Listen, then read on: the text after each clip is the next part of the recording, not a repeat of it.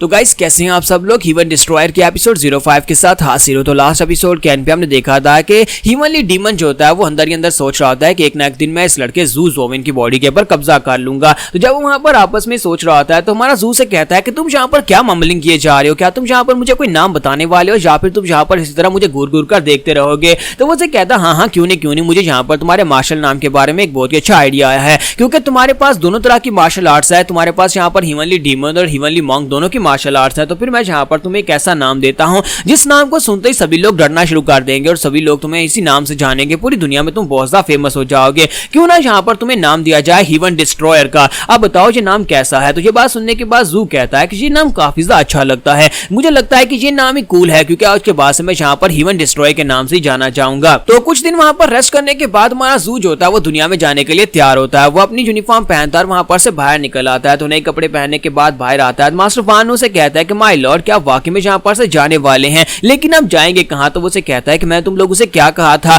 मेरे यहाँ पर अपनी बॉडी को चेंज करवाने का मकसद क्या था। मैं पूरी दुनिया घूमकर देखना चाहता हूँ, मैं देखना चाहता हूँ कि दुनिया में क्या कुछ हो रहा है। हुईनो से कहता है क्या तुम अभी यहाँ पर से जाना चाहते हो, लेकिन अभी तक तुम्हारी बॉडी के अंदर मार्शल आर्ट्स कंप्लीट नहीं हो, क्योंकि तुम्हारे पास उन दोनों की मेमोरीज तो है लेकिन तुमने अभी तक उन मार्शल आर्ट्स को परफॉर्म नहीं किया। तो वो उनसे कहता है कि नहीं कोई मसला नहीं है, मैं अपना ध्यान रख सकता हूँ। तो मास्टर वानो से कहता है लेकिन रुक जाओ प्लीज, यहाँ पर अपनी मार्शल आर्ट्स को तो रिस्टोर कर लो। तो इसी के साथ ही उनसे कहता है कि हीवनली डीमन और हीवनली मॉन्क की दोनों मार्शल आर्ट्स की टेक्निक्स, जितनी मार्शल आर्ट्स की टेक्निक्स थी वो सारी की सारी इस वक्त मेरे ब्रेन में है, यानी कि जब चाहे मैं उन लोगों को इनको वहां पर याद कर सकता हूं और उनको सीख सकता हूं। वो दोनों मेरी मदद करेंगे मार्शल आर्ट्स को रास्ते में सीखने में। रास्ते में जाते जाते मैं उनको सीख लूंगा और यहाँ पर मेरे पास फिलहाल के लिए इतनी पावर है कि मैं अपने आप को प्रोटेक्ट कर सकता हूं। तो हुईनो से कहते हैं कि लेकिन हमें यहाँ पर बिल्कुल भी अच्छा नहीं लग रहा कि हम लोग आपको यहाँ पर से इस तरह से भेज रहे हैं और आपकी सेफ्टी के लिए आपके साथ भी कोई नहीं है। तुम्हारा जून से कहता है कि जरा रुको, मुझे नहीं लगता कि तुम इतनी आसानी के साथ मानने वाले हो। मैं यहाँ पर तुम्हें अपनी स्ट्रेंथ का एक छोटा सा नमूना दिखाता हूँ। मैं तुम्हें दिखाता हूँ कि मैं अपनी प्रोटेक्शन कर सकता हूँ। मैं इतना स्ट्रॉन्ग तो हूँ कि मैं यहाँ पर रास्ते में आने वाले बैंडिट्स वगैरह को हरा सकता हूँ।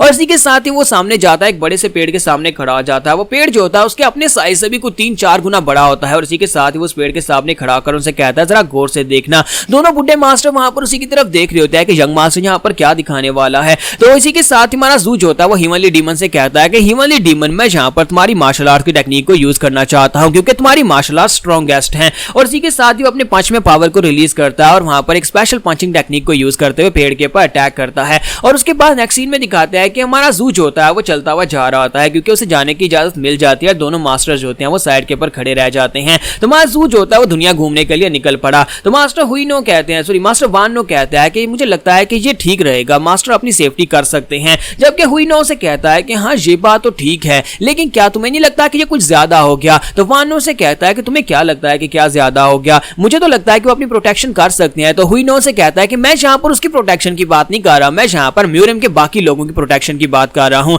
अगर यहाँ पर ये दुनिया में जाएगा तो बाकी सभी लोगों को प्रोटेक्शन कौन देगा। और दोनों वहां पर पीछे उस पेड़ की तरफ देखते हैं जहां पर उसने पेड़ के ऊपर पंच मारा था। तो वहां पर ना सिर्फ उसने पेड़ को तोड़ा था बल्कि पंच मारकर उसने वहां पर पीछे कितना बड़ा एरिया था जिसको उड़ा दिया है। यानी कि उसकी स्ट्रेंथ जो है अभी से अनकंट्रोलेबल है। हीवनली डीमन जो कि दुनिया में कभी स्ट्रॉन्गेस्ट था, उसकी पावर्स जो है वो हमारे हीरो के पास आ चुकी हैं। तो सीजन चेंज हो जाता है, 6 महीने गुजर जाते हैं और मास्टर हुईनो और मास्टर वानो दोनों वहां पर बैठे होते हैं और अभी वहां पर उसी तरफ ही देख रहे होते हैं कि शायद उनका यंग मास्टर वापस आ रहा हो। तो वो कहते हैं कि लगता है कि यंग मास्टर जो है वो दुनिया में घुल मिल गया है और वो वापस नहीं आने वाला। तो मास्टर वानो से कहता है कि हाँ मुझे भी लगता है, लेकिन लगता है कि वो अभी तक यहाँ पर अच्छे से अपनी जिंदगी गुजार रहा होगा, उसे यही तो चाहिए था। वानो कहता है कि मुझे यंग मास्टर को देखने के बाद हमेशा से अपने पुराने एम्परर याद आते हैं, यानी कि उसके डैड याद आते हैं, वो अपने डैड के जैसा ही है। हुईनो से कहता है कि हाँ मुझे भी बिल्कुल ऐसा ही लगता है, बस उम्मीद करता हूँ कि उसने अपनी फैमिली के स्क्रिप्चर्स को ना भूला हो, क्योंकि उसकी फैमिली की अपनी काफी सारी स्ट्रेंज मार्शल आर्ट्स की टेक्निक्स थी। और इसी के साथ ही नेक्स्ट सीन जो होता है हमें एक दूसरे एरिया का दिखाया जाता है जहां पर एक डिमोनिक किंग को पकड़कर उसके ऊपर बहुत ही बुरी तरह से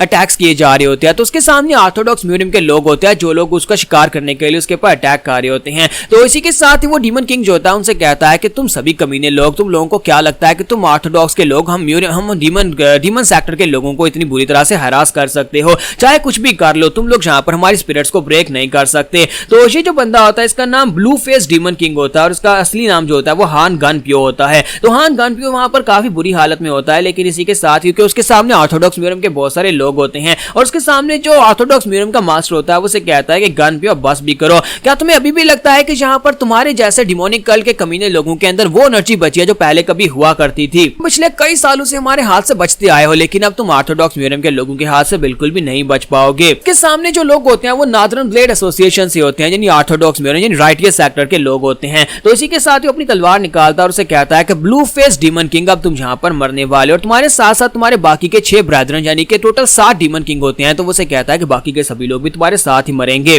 तो मास्टर गनपियो उसे कहता है कि ये बात तो ठीक है कि तुम्हारी नॉर्दर्न ब्लेड एसोसिएशन जो है वो एक राइटियस सेक्टर है और काफी ज्यादा महान सेक्टर है, जहां पर तुम्हारी जांगजू के अंदर बहुत ही ज्यादा बड़ी धाक है, यानी कि तुम्हारा वहां पर काफी बड़ा रोब और दबदबा है। लेकिन हम लोग भी डीमन कल्ट के डीमन किंग्स हैं और जहां पर हम लोग भी ग्रेट स्कूल से पढ़कर आए और हमारी मार्शल आर्ट्स की टेक्निक्स भी तुमसे काफी ज्यादा बेहतर है और तुम इतनी आसानी के साथ हमें बिल्कुल भी नहीं हरा पाओगे। और मैं चाहता हूं कि वापस जाने के बाद तुम अपनी नॉर्दर्न ब्लेड एसोसिएशन का जो लीडर है उसको बता देना, बहुत ही जल्दी मेरी तलवार उसकी गर्दन पर होगी और मैं खुद अपने हाथों से उसको मारने वाला हूं। जबकि उसके सामने वाला मास्टर जो होता है वो आगे से हंसना शुरू कर देता है और कहता है कि ये बात तुम भी जानते हो कि तुम यहाँ पर मरने वाले हो। हमने यहाँ पर अपनी राइटियस सेक्टर के हेवन एंड अर्थ नेट को यहाँ पर बिछा दिया है, यानी कि हमारे मास्टर्स इस वक्त हमारे बाकी के जातियों का भी शिकार कर रहे हैं और बहुत ही जल्दी 7 डीमन किंग्स को हम लोग मार डालेंगे और बहुत ही जल्दी डीमन एम्पायर खत्म हो जाएगा।